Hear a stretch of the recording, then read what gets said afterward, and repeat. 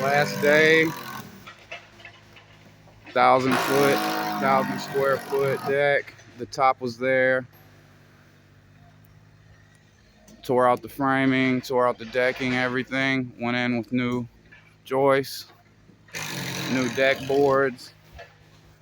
Stairs coming down to a brand new deck, hot tub framing, rough cut, doubled up 2x6. Hot tub's going in this corner. New joists, new decking. Customer is thrilled. This one came out really nice. Extra set of stairs swooping back down. Last day. Let it cure and then stain, sand and stain.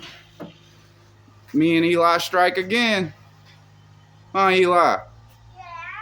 Yeah. Yeah. Just saying, I'm flipping it over.